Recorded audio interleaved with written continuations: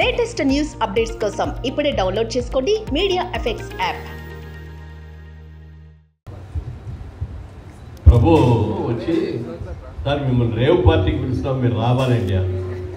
ఏంటంటే బాబు రాంగ్ నెంబర్కి వచ్చావు, నువ్వు రేవ్ పార్టీకి నేను రావడం ఏంటి, పైగా ఈ వయసులో అంటే ఆరేవు కాదండి ఇది, రేవు అనే సినిమాకి మీరు రావాలండి. బాగున్నాయి, బతికించావు అనుకున్నా. ఇవాళ ముఖ్యంగా నాకు చాలా ఆనందంగా ఉంది. ఏమిటంటే అన్నపూర్ణ స్టూడియోలో చాలా సినిమాలు చేశాం మేము. ఆ సినిమాలు చేసేటప్పుడు మాకు సౌండ్ ఇంజనీర్గా కృష్ణరాజు గారు అని ఉండేవారు. మా అన్నపూర్ణమ్మ గారు కూడా వచ్చి కృష్ణరాజు గారి పక్కనే కుర్చీ వేసుకొని ఆయన ఇద్దరు కబుర్లు చెప్పుకుంటా షూటింగ్లు గురించి మేము చేస్తా అంటే కామెంట్స్ చేసుకుంటూ ఉండేవారు. వారి అబ్బాయి ఈయన చాలా మంచి, ఆయన మాకు చాలా చాలా క్లోజ్ అయిన కృష్ణరాజు గారు వారి అబ్బాయి. మరి మేమందరం కలిసి శివ నాగార్జున గారి కెరీర్ ఒక అద్భుతమైన మలుపు తిప్పినటువంటి వ్యక్తి శివ. ఈయన ఎవరి దగ్గర అసిస్టెంట్ డైరెక్షన్ చేయలేదండి, సినిమా డైరెక్ట్ రావటం డైరెక్షన్ చేశాడు.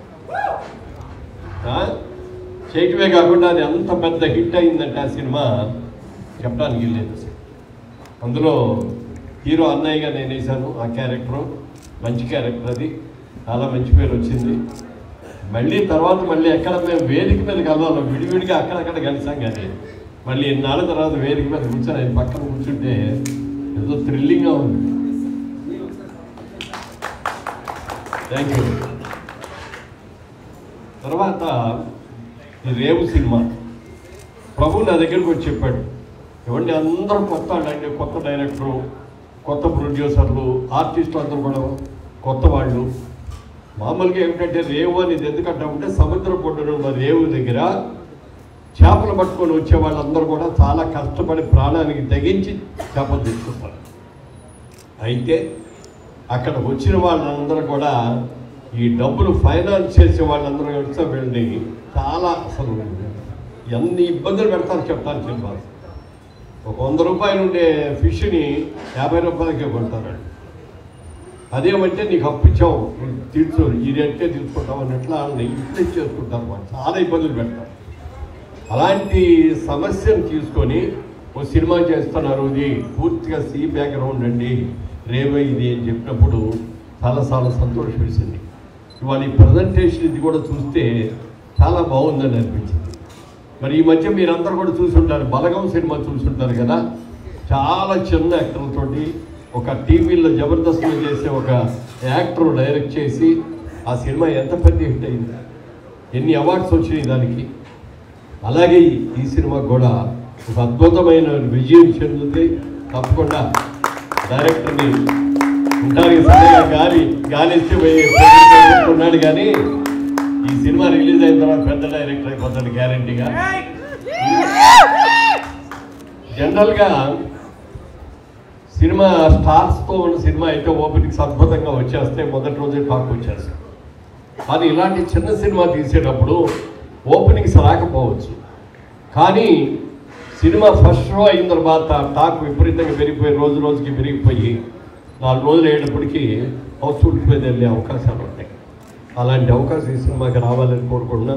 ముఖ్యంగా మురళీ గారు మరి ఈ ప్రాజెక్ట్ చూసి ఆయన చాలా సంతోషపడి మేము చేస్తామండి అని చెప్పి రావటం, మరి ప్రభు గారిని ఈ టీం వాళ్ళు ప్రభుని సెలెక్ట్ చేసుకోవడం కూడా చాలా గొప్ప విషయం అండి.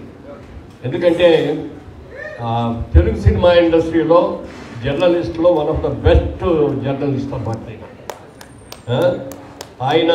ఇంత చిన్న సినిమా, చిన్నవాళ్ళు తీసిన ఈ సినిమాని మార్కెట్ చేయాలి వాళ్ళకి అని చెప్పి ఒక మంచి అమెరికా నుంచి వచ్చిన ఒక మురళీ గారిని వాళ్ళని తీసుకొని ఒక చాలా మంచి ప్రాజెక్ట్ అండి మీరు చేస్తే చాలా బాగుంటుంది అని చెప్పి ఒప్పించడం. వాళ్ళు కూడా సినిమా చూసి చాలా బాగుందని చెప్పి వాళ్ళు కూడా నచ్చి, అలాగే రాంబాబు గారు కూడా ఇద్దరు కూడా మరి మంచి సినిమాతో స్టార్ట్ చేస్తున్నారు సార్.